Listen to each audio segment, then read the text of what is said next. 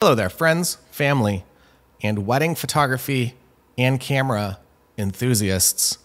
I am Taylor Jackson, and we're here to talk about something controversial today.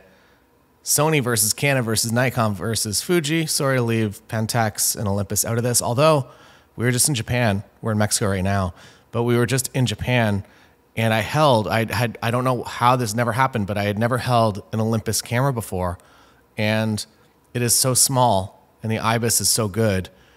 And I think if real life camera stores existed and people could have went in and they could have held the cameras, I feel like Olympus would have done a lot better, strangely. I feel like we're all in this progression to, at least myself and I guess TikTok generation, and all the point and shoots blown up, as well as the digital point and shoots are now the new thing for, I guess last year. I'm a little bit late to it. But digital point and shoots are seeing a pretty massive resurgence right now. That'll be out of scope of this talk, but if you do have a bunch of point and shoots from 2005 through to 2013, maybe dig them out, charge the batteries up, and make sure they work, because you can probably sell them on eBay for more than you bought them for. Specifically, some of them, like Canon G7X Mark II. I found one of those the other day, and it's worth way more than I bought it for, which is kind of nice, but kind of weird. Also, if you have any questions with this episode or any questions for wedding photography in general, come on over to the YouTube channel. There's a link in the show notes if you're listening just to this audio, and you can plug in your questions and I'll get back to your questions hopefully next week, although I've kind of recorded a bunch of these in and out of order. So your question will come up eventually, but it might not be next week like I just promised you. All right, let's get into it. So I almost said, let's get undone. Gerald would be upset. I get a trademark infringement. I guess when it comes down to it, what I'm using as a primary camera system is Sony right now, and with a secondary system of Canon. I've sold a lot of my Canon equipment because I do this weird thing I've spoken about in the past, but over the winter, I downsize my gear massively. I don't have a whole lot of weddings coming up until end of May, June this year. We intentionally block off time to go and do travel content and do other things that we find to be fun and enjoyable. And this year, that involved me selling pretty much all of my Canon stuff, which was a little bit weird. The R6 Mark II has just come out. We're going to talk about that over this episode because it is a phenomenal product. I'll give some speculation to what I might be using next year as well. So when it comes to my main kit, Sony has obviously done a lot of things right. They've done a lot with if you spend any time at all in the YouTube space, you'll know that they have really created a great community. They've connected a lot of their creators, amplifying the strengths of all of them, that everyone on their own independently, pretty good. Now that a lot of us talk all the time and share information, and Sony has actually made us real life friendships by bringing us to places like Condo and to other events in New York. They've really done a great job with the community. So if you're watching YouTube and you're like, why are all these people always using Sony? That is an element of it. I'm not going to just downplay that and pretend that there's no, I don't know, it's not really paid endorsed. I guess it is, that there's subtle bribes and friendships. And because of that, you'll notice that a ton of content creators are always using Sony products. So next time there's a product release and all of the reviews all go up at once, I don't know, there is an element of bias, I would say, in camera reviews online. And I think that anyone would agree. And I don't even know if I could tell you a non-biased channel. Maybe Gerald Undone. I feel like he does the most technical and he has benchmarks, so it's harder for him to be biased. So maybe Gerald's like one of the onlys. Anyways, I've been shooting the Sony a7 IV most of last year, and I now have the Sony a7R Mark V that I'll be using over the winter as a hybrid camera.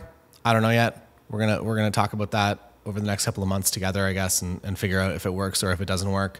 What I am the most excited for, and I don't know anything for, I've just seen it up on the rumors websites, is the A9, the new A9, the new generation of that.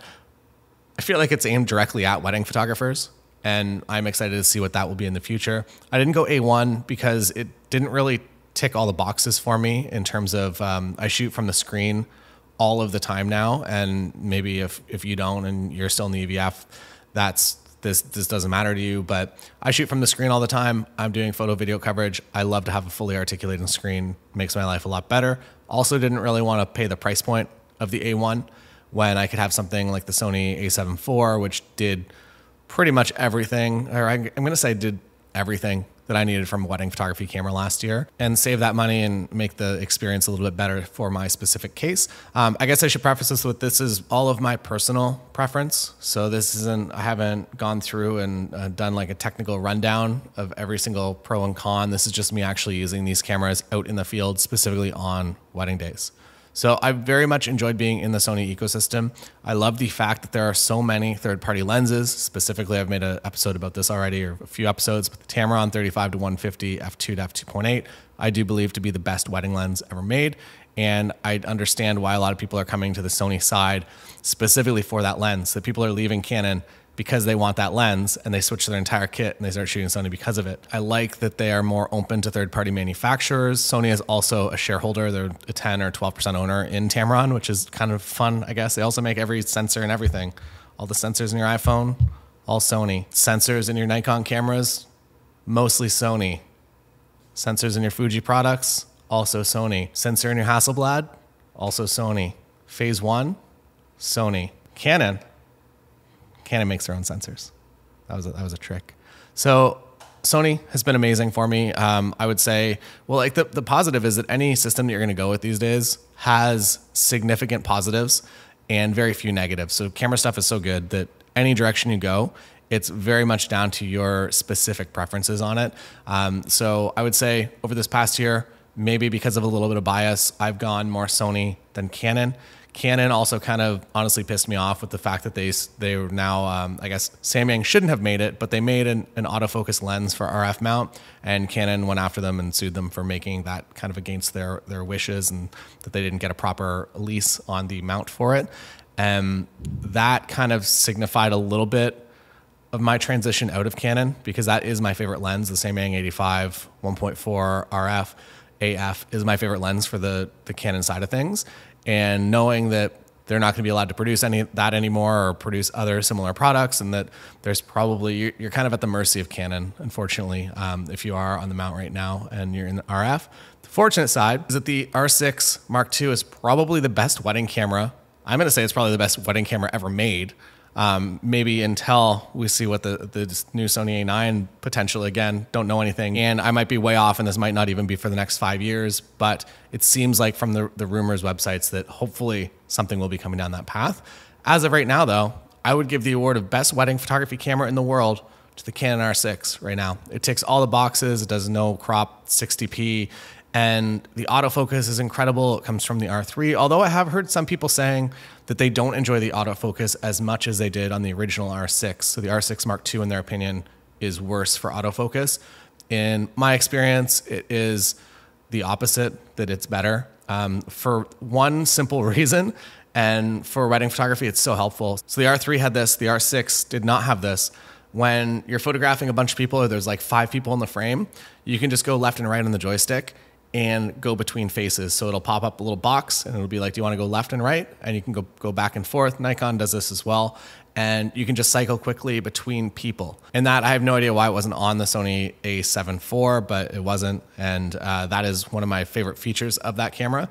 Also, just the autofocus, it seems to predict, I'm speaking to the Canon R6 II and the R6, it really seems to predict exactly what I want it to do, which is amazing. So on the Sony side of things, I'm overriding and either doing a touched override, or I do a thing where I kind of just drag the subject that it's focused on that I don't want out of the frame, and then focus and recompose. And if you half press and there's only one face in the frame, it's going to find that face no problem. And then I half press and I bring it back, and then it will stay focused on that face as long as I continue to half press. That's how I do it. You can also set up a tracking box. I know most wedding photographers on the Sony side of things have that tracking target, and they just put the box over whoever and it finds their face and eye. And that's a way to do it as well. When it comes to the Canon side of things, out of the box, the Canon R6 and the R6 II and the R5, all their products are pretty much ready to go. You open the box, charge the battery, put the battery in, and that's my autofocus setup. I don't do anything. It's full wide, AF, everything, and it is honestly incredible. I have a great amount of enjoyment with the Canon autofocus, and I will say that it is better, in my opinion, also for my personal preferences, it is better than my Sony cameras.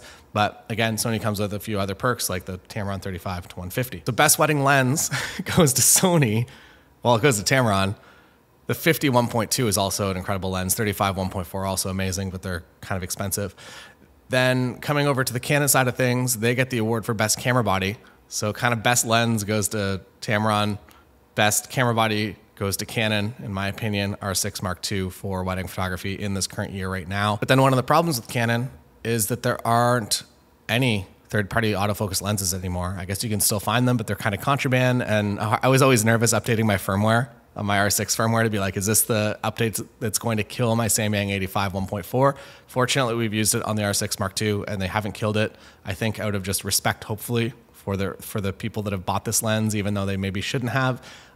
I'm hoping that they keep it alive for that. There was one update that made it read F0, and then they quickly put out an update for the update and fix that. But I'm hoping that that lens can stay alive, and if you were fortunate enough to get one, you know, and it's probably going to stay in your kit for a long, long time. So benefit of Sony, kind of overall, I would say best. Also best cost price point as well. Moving into Canon, you're going to get a better experience. You're going to get a better screen, unfortunately, on the R6 Mark II in the price point of a Sony a7 IV. And the autofocus is just honestly going to work better. I prefer the ergonomics of Canon as well. And then when it comes to negatives, it's honestly just the lens selection as of right now that you can buy the 1.8s, which are pretty good. They're not incredible. Or you can buy the 1.2s that are incredible, but so expensive and so heavy. And in my personal preference, I want 1.4 lenses because they're a little bit lighter, a little less expensive usually, and they get me the look and feel that I want, and they're the nice kind of balance in the middle. And hopefully Canon at some point starts putting out some 1.4 lenses, whether they're L or they're not L. I don't really care what the label is. I just want them to be good. And also my consideration of what good is a little bit different.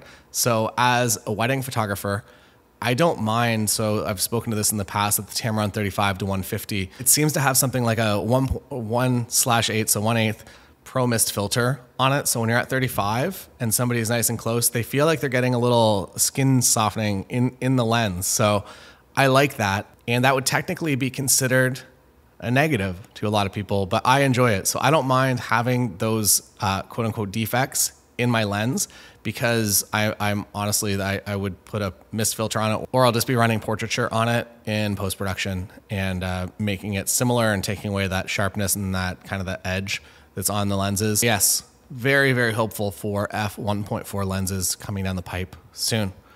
Now let's switch to Nikon. Nikon files are always going to be the win. So Nikon files, I would say, are the best. Canon R6 Mark II camera body is probably the best, and the Tamron lens that comes for Sony is the best.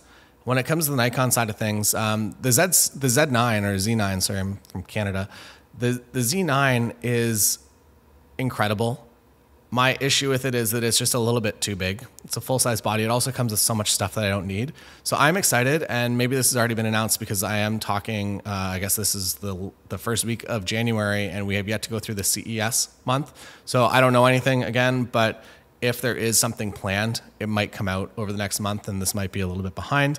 What I am looking for is a Nikon Z9, all the autofocus tech that goes into that, but in a smaller camera body and without the additional stuff that I don't need, like the really high resolution video and high frame rates. I don't care about that, but I do want the autofocus because it is a significant improvement. If you are someone that does a lot of landscape photography as kind of a secondary or travel photography, I would almost recommend, for the files alone, they're just incredible to work with. When we did the Nikon show and we traveled all around, the original Z6 is what we were using. And all of those files were my favorite files to work with. So yeah, hands down, in my opinion, the Z series Nikon files are the best. Also for skin tones, for the way that warmth comes into the images as well. That was a big problem I had with Canon, or I switched from Nikon into Canon. And during that transition, I was never happy with the way that I could make a backlit shot look, or if there was just a weird color coming in. It was always just a struggle and a challenge for me to get it to look exactly like I wanted. Whereas with Nikon, I could just bring the warmth up and it did exactly what I wanted pretty much in every case. So if you are on the Nikon side of things, I'm hopeful for that camera, the autofocus tech. It's obviously going to be coming at some point, and I hope that it comes soon. The other massive benefit of Nikon is that the f 1.8 lenses, so yes, there is a 50 1.2 and it's incredible, but it's heavy, it's expensive. But the 1.8 lenses, in my opinion, are professional quality. I would be very, very happy to be shooting those at a wedding day. The 35, the 50 are my two favorites of that. The 24 also incredible. The 85 also incredible. You will be so happy with it that it will create images beyond what you could ever expect from just that combination. So that is something to consider. Also, my favorite lens of all time outside of weddings. I don't love a 24 to 70 on a wedding day.